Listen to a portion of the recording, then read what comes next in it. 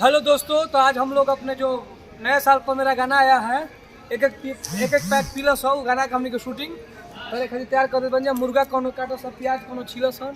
तो ये गाना बहुत जल्दी आप सबको सुनने के मिली, गाना के वीडियो देखे के मिली। अभी तो टुनटुन यादव ऑफिशियल चैनल पर गाना आ गया और इसमें हम लोग जो पैक का बात बोले हैं तो हम लोग स्प्राइट पीने का ही बात बोले हैं, ये नहीं कि वो अल्कोहल बोले हैं। और ये मुर्गा को हम लोग आज काटेंगे और ये जो प्याज छीलना भी है हम लोग को। तो हम लोग का गाना का ही थिंकिंग है। और ये हमारे पटना से टुट्टू भैया है जो कि विकलाल भैया के भतीजे लगते हैं। और ये तो हमारे मनीष मतलबी जी हैं। और अभी हम लोग पटना में शूटिंग कर रहे हैं सिंटू भाई के सेट पे। और पियेंगे हम लोग और मजा लेंगे।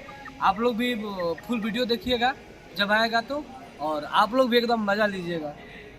अरे की पार्टी मनावे एने ओने ही लहस आ मुर्गा कवनो काटो सब पियाज कवनो छीलस।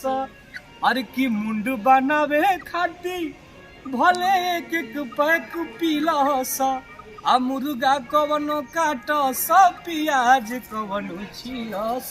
तो ये हमारा गाना इस टुनटुन यादव ऑफिशियल चैनल पर अभी ऑडियो इस कल ना परसों आप लोगों को सुबह में गाना वीडियो मिली देखेंगे। तो आप सब ऐसे ही अपने भाई पर प्यार बनाए रहिए।